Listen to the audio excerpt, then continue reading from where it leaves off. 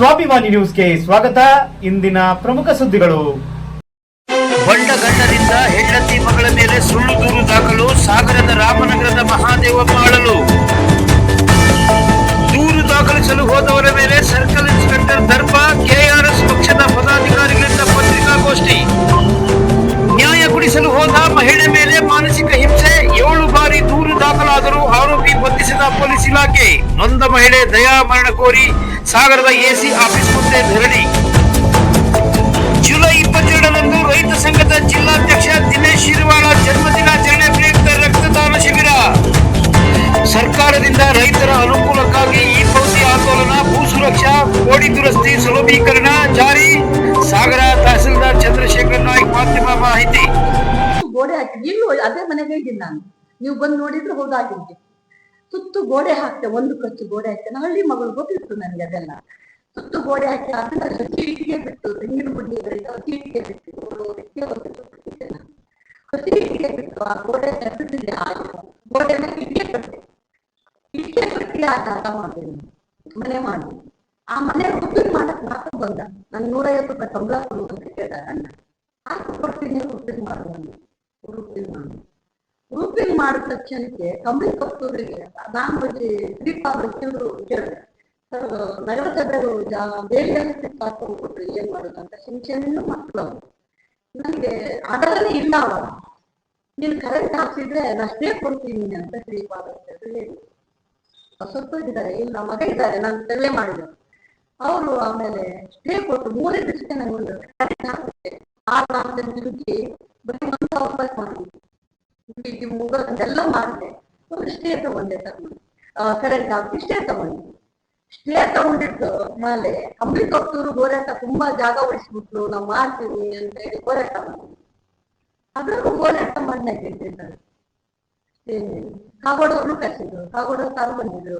ಅವ್ರು ಬಂದರೆ ಏನಂದ್ರು, ಅರ್ಧ ಕರೆಂಟ್ ಸಂಪರ್ಕ ಕೊಟ್ಬಿಟ್ಟಿದೆ ಅಮ್ಮಗೆ, ಕರೆಂಟ್ ಹಾಕ್ತಿದೆ, ರಾಮನಗರಕ್ಕೆ ಕರೆಂಟ್ ಹಾಕ್ತದೆ, ಕರೆಂಟ್ ಇಲ್ಲದೆ ಕರೆಂಟ್ ತಂದಿದೆ ಅಮ್ಮ, ನೀವು ಅವ್ರು ಕೇಳೋದು. ನಾನು ಕನ್ನಡದ ರಾಷ್ಟ್ರಪತಿ ಪ್ರಧಾನ ಕಾರ್ಯದರ್ಶಿ ಸರ್. ಇದೇನಾಗಿದೆ ಅಂದ್ರೆ ಒಂದು ಲ್ಯಾಪ್ಟಾಪ್ ಅಲ್ಲಿ ಒಂದು 18,000 ರೂಪಾಯಿ ಫ್ರಾಡ್ ಆಗಿರುತ್ತೆ. ಅದ್ರೊಳಗೆ ನಾನು ಕಂಪ್ಲೇಂಟ್ ನ ಲಾಂಚ್ ಮಾಡೋದಕ್ಕೋಸ್ಕರ ಟೌನ್ ಸ್ಟೇಷನ್ಗೆ ಹೋಗಿತ್ತು. ಅವಾಗ SSOL ಅಂತಾರೆ, ಬನ್ನಿ ನಮ್ಮ ಇನ್ಸ್ಪೆಕ್ಟರ್ ಇದ್ದಾರೆ, ಇನ್ಸ್ಪೆಕ್ಟರ್ ಹತ್ರ ಮಾತಾಡಿದ್ರೆ ಡೀಟೇಲ್ಸ್ ಕೊಡಿ ಅಂತ. ನಾನು ಸೀದಾ ಅವ್ರ ಚೇಂಬರಿಗೆ ಹೋಗ್ತೀನಿ. ಸರ್ ನೋಡಿ, ಇಲ್ಲೊಂದು ಪ್ರಾಬ್ಲಮ್ ಆಗಿದೆ ಸರ್, ಇದನ್ನ ದಯವಿಟ್ಟು ನೋಡಿ ಅಂತ ಹೇಳಿದ್ರೆ, ಈ ಕಂಪ್ಲೇಂಟ್ ನಾನು ಅವ್ರಿಗೆ ಕೊಟ್ಟರೆ ಆ ಕಂಪ್ಲೇಂಟ್ ಕಾಪಿ ಮುಟ್ಟಲ್ಲ, ಈ ಕಡೆ ತೆಗೆದಿರ್ತಾರೆ.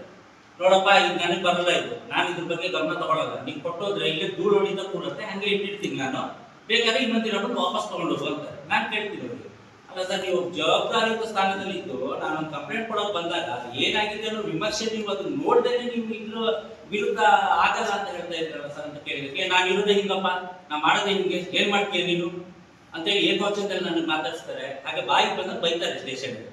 ಆದ್ರಿಂದ ನಾನೆಲ್ಲ ಏನ್ ಮಾಡ್ತೀನಿ, ಸೀದಾ ಆಯ್ತು ಸರ್, ನೀವು ತುಂಬಾ ಚೆನ್ನಾಗಿ ಬಂದ ಏನು ಮಾನವ ಹಕ್ಕುಗಳ ಉಲ್ಲಂಘನೆ ಭಾರಿ ಚೆನ್ನಾಗಿ ಮಾಡಿದ್ರೆ ಇಲ್ಲಿ, ನಾನು ಬಿಡಿ, ನಾನು ಅದನ್ನು ಮುಂದಿನ ನಿಮ್ಮ ಮೇಲಧಿಕಾರಿಗಳ ಗಮನಕ್ಕೆ ತರ್ತೀನಿ ಅಂತ ಬಂದ್ಬಿಟ್ಟು ಇಮಿಡಿಯೇಟ್ ಅವತ್ತಿನ ದಿನನೇ ಬಂದು DYSP ಅವರ ಗಮನಕ್ಕೆ ತರ್ತೀನಿ. DYSP ಅವರು ರೈಟಿಂಗ್ ಅಲ್ಲಿ ಕೊಡಿ ಅಂತ ರೈಟಿಂಗ್ ಅಲ್ಲಿ ಕೊಟ್ಟಿರ್ತೀನಿ. ಆಮೇಲೆ ನೆಕ್ಸ್ಟ್ ಡೇ ಬಂದ್ಬಿಟ್ಟು ಶಿವಮೊಗ್ಗ ಇದು ನಿಮ್ಮ ಪೊಲೀಸ್ ಪ್ರಾಧಿಕಾರ ಕೊಡ್ತೀನಿ. ನಾನು ಜಿಲ್ಲಾಧಿಕಾರಿಗಳ ಗಮನಕ್ಕೂ ತರ್ತೀನಿ, SP ಅವರ ಗಮನಕ್ಕೂ ತರ್ತೀನಿ. ಹಾಗೆ ಲೋಕಾಯುಕ್ತ SP ಅವರಿಗೂ ಮಾತಾಡಿಸಿ ಅವ್ರ ಸಮೇತ DYSP ಅವ್ರಿಗೆ ಫೋನ್ ಮಾಡ್ತಾರೆ. ಯಾಕೆ ಅವರು ಹ್ಯೂಮನ್ ರೈಟ್ಸ್ ವೈಲೇಷನ್ ಮಾಡ್ತಾ ಇದ್ದಾರೆ, ಯಾಕೆ ಅವರು ಸಾರ್ವಜನಿಕರಿಗೆ ಬಂದವರಿಗೆ ಸರಿಯಾಗಿ ಬಿಹೇವ್ ಮಾಡುವಂಥದ್ದು ಅವ್ರಿಗೆ ಯಾಕಿಲ್ಲ, ಏನಿದ್ರು ಸಮಸ್ಯೆ ಅಂತ. ಅದಕ್ಕೆ DYSP ಅವ್ರಿಗೆ ಆನ್ಸರ್ ಕೊಡ್ತಾರೆ, ಇಲ್ಲ ಅವ್ರಿಗೆ ನೋಟಿಸ್ ಕೊಟ್ಟಿದ್ದೀವಿ, 3 ದಿನದಲ್ಲಿ ಅದು ಏನಿದೆ ಅಂತ ಅವ್ರು ಆನ್ಸರ್ ಕೊಡ್ತೀನಿ ಅಂತ ಹೇಳಿದ್ದಾರೆ, ಅದನ್ನ ನಾವು ವೇಟ್ ಮಾಡ್ತಾ ಇದ್ದೀವಿ ಅಂತ ಹೇಳ್ತಾರೆ. ಬಟ್ ಅಲ್ಲಿಂದನೂ ಬಂದೀಗ ಪ್ರೆಸ್ ಮೀಟ್ ಮಾಡೋ ಉದ್ದೇಶ ಏನು ಅಂತ ಹೇಳಿದ್ರೆ, ಈಗ ನಂದೊಂದು ಮೊಬೈಲ್ ಅಂಗಡಿ ಇದೆ. ಬಟ್ ನನ್ನ ಅಂಗಡಿ ಬಂದ ಪ್ರತಿಯೊಬ್ರು ಏನೇ ಸಮಸ್ಯೆ ಇದೆ ಅಂತ ಆ ಸ್ಟೇಷನ್ಗೆ ಹೋದ್ರು ಈ ಗುಲ್ಲೇನು ಇದೇ ತರ ಬಿಹೇವ್ ಮಾಡ್ತಾರೆ, ಇದೇ ತರ ರ್ಯಾಶ್ ಬಿಹೇವ್ ಮಾಡ್ತಾ ಇದ್ದಾರೆ. ಅವ್ರು ಇನ್ಸ್ಪೆಕ್ಟರ್ ಅಂತ ಅವ್ರಿಗೆ ಗೊತ್ತು ಬಂದಿದೆಯಲ್ಲ, ನಮಗಂತೂ ಗೊತ್ತಿಲ್ಲ, ಅವರ ಮೇಲಧಿಕಾರಿಗಳು ಕೇಳ್ಬೇಕು, ಇದೇ ತರ ಬಿಹೇವ್ ಇದೆ. ಅವ್ರು ಏನು ಬರ್ತಾರೆ, ನಾನೊಬ್ಬ ಸಾಮಾಜಿಕ ಕಾರ್ಯಕರ್ತೆ ಅಂತ. ಕಾರಣ ಇಷ್ಟೇ, ಗಂಡು ಮಕ್ಕಳು ಹೋದ್ರೆ ರೇಪ್ ಕೇಸ್ ಆಗ್ತಾಳೆ. ಆದ್ರಿಂದ ಅವ್ರು ಏನು ಮಾಡ್ತಾರೆ, ನನ್ನ ಹತ್ರ ರಿಕ್ವೆಸ್ಟ್ ಮಾಡ್ಕೊಳ್ತಾರೆ. ನಾನು ಆಕೆನ ನೋಡಿ ಪರಿಚಯ ಇದ್ದಿದ್ದರಿಂದ ನಾನು ಈ ಕೇಸನ್ನು ಹ್ಯಾಂಡಲ್ ಮಾಡ್ಬೋದು ಅನ್ನೋ ಲೆಕ್ಕದಲ್ಲಿ ನಾನು ಆ ಹುಡುಗರುಗಳ ಜೊತೆಗೆ ನಿಂತ್ಕೊಳ್ತೀನಿ. ಹಲವಾರು ಜನದ ಹಣ ಮೋಸ ಆಗಿರೋದು ಕಂಡು ಬರುತ್ತೆ. ಆವಾಗ FIR ಕೂಡ ಆಗುತ್ತೆ ರಿಪ್ಪನ್ಪೇಟೆ ಪೊಲೀಸ್ ಸ್ಟೇಷನಲ್ಲಿ. ಎಷ್ಟು ಹಣ ಮೋಸ ಆಗಿದೆ ಸರ್? ಅದೆಲ್ಲ FIR ಅಲ್ಲಿ ಇದೆ, ಲಕ್ಷಾಂತರ ರೂಪಾಯಿ. ಹಣದ್ದು ಇದಾಗಿರೋದು. ಒಬ್ಬೊಬ್ಬರು ಆಸ್ತಿ ಮಾರಿಕೊಟ್ಟಿದ್ದಾರೆ, ಕೆಲವರು ಬಂಗಾರ ತಂದು ಅಡ ಇಟ್ಟು ಕೊಟ್ಟಿದ್ದಾರೆ, ಇನ್ನು ಕೆಲವರು ಬೇರೆಯವ್ರ ಹತ್ರ ಸಾಲ ಮಾಡಿ ಕೊಟ್ಟಿದ್ದಾರೆ. ಅವ್ರವ್ರದ್ದು ಬೇರೆ ಬೇರೆ ರೀಸನ್ಗಳಿದ್ದಾವೆ. ಇದನ್ನೆಲ್ಲ ನಾನು ಕೂಲಂಕುಷವಾಗಿ ಕೇಳಿದಾಗ ನನಗೆ ಸತ್ಯಾಸತ್ಯತೆ ಗೊತ್ತಾಗುತ್ತೆ. ಈ ಹುಡುಗರಿಗೆ ಅನ್ಯಾಯ ಆಗಿದೆ ಅನ್ನೋದು ನನ್ನ ಮನವರಿಕೆ ಆಗಿ ನಾನು ಈ ಹುಡುಗರ ಜೊತೆಗೆ ನಿಂತ್ಕೊಳ್ತೀನಿ. 2023 ಟೈಮಲ್ಲಿ ಜೈ ಕರ್ನಾಟಕ ಸಂಘಟನೆಯಲ್ಲಿ ನಾನು ಇದ್ದಿದ್ದರಿಂದ ಒಂದಿಷ್ಟು ಜನ ನನಗೆ ಬೆಂಬಲವಾಗಿ ನಿಲ್ತಾರೆ. ಅದು FIR ಎಲ್ಲ ಆದಮೇಲೆ ಆಕೆ ಅಬ್ಸ್ಕಾಂಡ್ ಆಗ್ತಾಳೆ. ಅಬ್ಸ್ಕಾಂಡಾಗಿ ಎರಡೂವರೆ ತಿಂಗಳ ನಂತರ ಬೇಲ್ ತೊಗೊಂಡು ಬಂದಾದ ನಂತರದಲ್ಲಿ ಒಂದು ಪ್ರೆಸ್ ಮೀಟ್ ಕರೆದ್ಬಿಟ್ಟು ಅವಳಿಗೆ ನನ್ನ ಕಡೆಯಿಂದನೇ ಮಾನ ನಷ್ಟ ಆಯಿತು ಅಂತ ಹೇಳ್ಬಿಟ್ಟು ಪ್ರಚಾರ ತಗೊಳ್ತಾಳೆ. ಅದನ್ನು ಕೂಡ ಒಂದು PCR ಮಾಡಿಸ್ತಾಳೆ, B ರಿಪೋರ್ಟ್ ಆಗುತ್ತದು. ಅದಾದ ನಂತರದಲ್ಲಿ ನಾವು ಅದನ್ನು ಕೈ ಬಿಡ್ತೀವಿ, ಅದನ್ನು ಮತ್ತೆ ಚಾಲೆಂಜ್ ಮಾಡೋಕ್ಕೆ ಹೋಗಲ್ಲ ಅಥವಾ ಇನ್ನೇನು ಮಾಡೋಕ್ಕೆ ಹೋಗಲ್ಲ. ಅವಳೇನು ಮಾಡ್ತಾಳೆ, ಆಗಾಗ ನನ್ನ ಕೆಲಸ, ನನ್ನ ವೃತ್ತಿ, ನನ್ನ ಗಂಡನ ವಿಚಾರ ಅಥವಾ ನನ್ನ ಯಾವುದೇ ಬೇರೆ ವೈಯಕ್ತಿಕ ವಿಚಾರಗಳನ್ನೆಲ್ಲ ತೊಗೊಂಡ್ಬಿಟ್ಟು ಸ್ಟೇಟಸ್ ಹಾಕೋದು, ಫೇಸ್ಬುಕ್ಕಲ್ಲಿ ಹಾಕೋದು ನಿರಂತರವಾಗಿ ಮಾಡ್ತಾ ಬರ್ತಾಳೆ. ನಮಗೂ ಒಂದು ಪೇಷನ್ಸ್ ಇರುತ್ತಲ್ಲ, ನಾವೇನು ಕಾನೂನಿನ ಮೊರೆ ಹೋಗಿದ್ದೀವಿ, ಇರಲಿ ಬಿಡು ಅಂತ ನಾವು ಬಿಟ್ಟಿರ್ತೀವಿ. 22-25 ಮಂಗಳವಾರ ಸಾಗರದ APMC ಮೆಟ್ಟಕೋಣದಲ್ಲಿ ನಮ್ಮ ಜಿಲ್ಲಾ ಅಧ್ಯಕ್ಷರಾದಂಥ ದಿನೇಶ್ ಶಿವಗೌಡ ಅವರ ಹುಟ್ಟುಹಬ್ಬದ ದಿನವನ್ನು ರಕ್ತದಾನ ಶಿಬಿರದ ಮುಖಾಂತರ ನಾವು ನಡೆಸ್ತಾ ಇದ್ದೀವಿ. ಇದಕ್ಕೆ ಮೇನ್ ಕಾರಣ ಏನಪ್ಪ ಅಂದರೆ, ಲಾಸ್ಟ್ ಒಂದು 2-3 ದಿನ ಟ್ರೈ ಮಾಡಿದ್ವಿ. ಅವ್ರು ಹುಟ್ಟುಹಬ್ಬದ ಭಾಳ ವಿಜೃಂಭಣೆ ಮಾಡಬೇಕು, ಕೇಕ್ ಕಟ್ ಮಾಡಬೇಕು, ಪ್ರಸಾದ ಹಾಕಬೇಕು ಅಂತೇಳಿ. ಬಟ್ ಅವ್ರು ಯಾವುದಕ್ಕೂ ಒಲೆಗೊಂಡಿಲ್ಲ.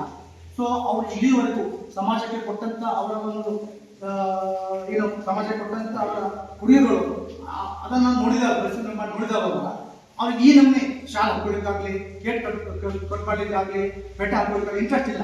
ಸೊ ನಾವೆಲ್ಲ ಕೂತ್ಕೊಂಡು ವಿಚಾರ ಮಾಡಿದಾಗ ಕಳ್ಸ್ಕೊಂಡಿದ್ದೀವಿ, ನಮಗೆ ಇದು ಯಾವ್ದು ಇಂಟ್ರೆಸ್ಟ್ ಇಲ್ಲ. ಮತ್ತು ಹಾಗಾದ್ರೆ ಏನು ಮಾಡೋದು?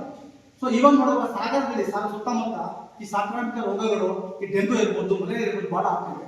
ಹಾಗಾಗಿ ರಕ್ತದ ಅವಶ್ಯಕತೆ ಭಾಳ ಇದೆ. ಸೊ ನಾವೆಲ್ಲ ರಕ್ತದಾನ ಶಿಬಿರದ ಮುಖಾಂತರ ಮಾಡಿ ಹೇಗೆ ಅದಕ್ಕೆ ನಾವೆಲ್ಲ ಸೇರ್ಕೊಂಡು ಒಪ್ಪಿಗೆ ಕೊಟ್ಟಿದ್ವಿ. ಸೊ ಆಮೇಲೆ ಇಲ್ಲೇ ರೋಟರಿ ಕ್ಲಬ್ಗೆ ಹೋಗ್ಬಿಟ್ಟು ಸುನೀಲ್ ಸರ್ಕಾರ ಮಾತಾಡಿದವರು ಅವ್ರು ಒಪ್ಕೊಂಡು, ಸೊ ಇದು 28 ತಾರೀಕಿಗೆ ಅವರೆಲ್ಲ ಒಪ್ಪಿಗೆ ಬರ್ತಾರೆ, APM ಶಾಲೆಗೆ ಬರ್ತಾರೆ. ಸೊ ಆ ದಿವಸ ನಾವು ಸುಮಾರು 100 ಜನ ಸೇರ್ಕೊಂಡ್ಬಿಟ್ಟು ಆಲ್ಮೋಸ್ಟ್ 100+ ಆಗೋ ಚಾನ್ಸ್ ಇದೆ. 100 ಜನದಿಂದ ರಕ್ತದಾನ ಶಿಬಿರ ಮಾಡಬೇಕು, ಅದೆಲ್ಲ ರೆಡಿ ಮಾಡ್ಕೊಂಡಿದ್ದೀವಿ. ಈ ಒಂದು ರಕ್ತ ಶಿಬಿರದ ಉದ್ಘಾಟನೆಗೋಸ್ಕರ ನಮ್ಮ ಮಾಜಿ ವಿಧಾನಸಭಾ ಸಭೆಯ ಶಾಸಕರಾದಂಥ ತಿಮ್ಮಪ್ಪನವರು, ಸಮಾಜ ಸಚಿವರು ಬರ್ತಿದ್ದಾರೆ. ಅವರೊಟ್ಟಿಗೆ ನಮಗೆ ಸಮಾಜವಾದಿ ಅವರು ಬರ್ತಾ ಇದ್ದಾರೆ. GT ಸತ್ಯನಾರಾಯಣ ಅವರು ಸಾಮಾಜಿಕ ಹೋರಾಟ ಅವರು ಬರ್ತಾ ಇದ್ದಾರೆ. ಹಾಗೆಯೇ ಜಗದೀಶ್ ಒಡೆಯರು ಸಮಾಜ ಸೇವಕರು, ಅವರು ಜಗದೀಶ್ ಒಡೆಯರ್ದು ನಮ್ಮ ವಯಸ್ಸು ಭಾಳ ನಂಟಿದೆ, ಅದು ಇವತ್ತು ಬೇಡ. ಭಾಳ ಅವರಿಂದ ಇವತ್ತು ಸಾವಿರಾರು ಜನ ರೈತರು ಇವತ್ತು ಏನೋ ಊಟ ಮಾಡ್ತಾ ಇದ್ದಾರೆ. ಸೊ ಅವ್ರು ಕಸಿದ್ದೀವಿ. ಹಾಗೆಯೇ ನಮ್ಮ ಡಾಕ್ಟರ್ ರಾಮಪ್ಪನವರು ಕೂಡ ಬರ್ತಾ ಇದ್ದಾರೆ. ಅದಾದ್ಮೇಲೆ ಪತ್ರಕರ್ತರ ಸಂಘದ ಅಧ್ಯಕ್ಷರಾದಂಥ ನಮ್ಮ ಗಣಪತಿ ಶ್ರೀಗಳಿಗೆ ಅವರು, ಆಮೇಲೆ ನಮ್ಮ G ನಾಗೇಶ್ ಅವರು ಸ್ವಲ್ಪ ಬರ್ತಾ ಇದ್ದಾರೆ. ಈ ವಿಷಯವನ್ನು ಆದಷ್ಟು ನೀವು ಜನತೆಗೆ ತಿಳಿಸಬೇಕು. ಯಾಕೆ ತಮ್ಮಲ್ಲಿ ಮಾಡಿ ಮತ್ತು ಮಾಧ್ಯಮದ ಮಿತ್ರರಿಗೆ ಸ್ವಾಗತವನ್ನು ಕೊಡ್ತಾ ಇದ್ದೀನಿ. ಇವತ್ತು ತಾಲೂಕು ಕಚೇರಿಯಲ್ಲಿ ಹಲವಾರು ಅಭಿವೃದ್ಧಿ ಕೆಲಸಗಳನ್ನು ಜರುಗ್ತಾ ಇದ್ದಾರೆ.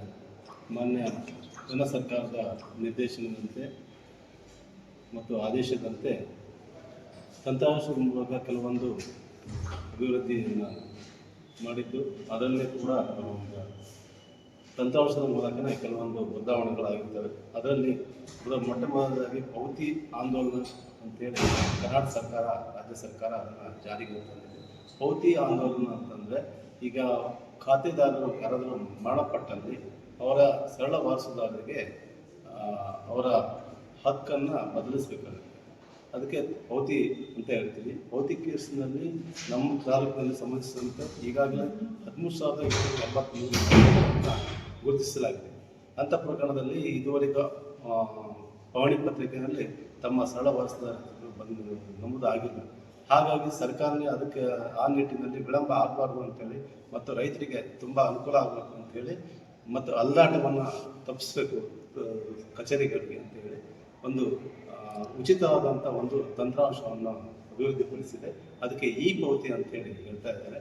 ಹಾಗಾಗಿ ಇದನ್ನು ನಮ್ಮ ಸಂಬಂಧಿಸಿದಂಥ ಏನು ಮೃತಪಟ್ಟ ವ್ಯಕ್ತಿಯ ಸರಳ ವಾರಸುದಾರರು ಅವರ ಮರಣ ದಾಖಲೆಯೊಂದಿಗೆ ಮತ್ತು ವಂಶವೃಕ್ಷದೊಂದಿಗೆ ಬಂದು ನಮ್ಮ ಗ್ರಾಮ ಆಡಳಿತಾಧಿಕಾರಿಗಳು ಅಂತ ಹೇಳಿ ಗ್ರಾಮದಲ್ಲಿ ಇರ್ತಾರೆ, ಅವರನ್ನು ಭೇಟಿ ಆಗಿಬಿಟ್ರೆ ಅವರು ಈ ತಂತ್ರಾಂಶದ ಮೂಲಕ ಮೊಬೈಲ್ ಆ್ಯಪ್ನಲ್ಲಿ ಅದನ್ನು ಭೌತಿ ಆಂದೋಲನವನ್ನು ದಾಖಲಿಸ್ತಾರೆ. ಆ ಭೌತಿ ಆದ ವ್ಯಕ್ತಿಯ ಬದಲಿಗೆ ಅವರ ವಾಸದಾರ ಹೆಸರು ಪಹಣಿಯಲ್ಲಿ ಬರಲಿಕ್ಕೆ ಏನು ಕ್ರಮ ಆಗಬೇಕು ಅದನ್ನು ಮಾಡ್ತಾರೆ.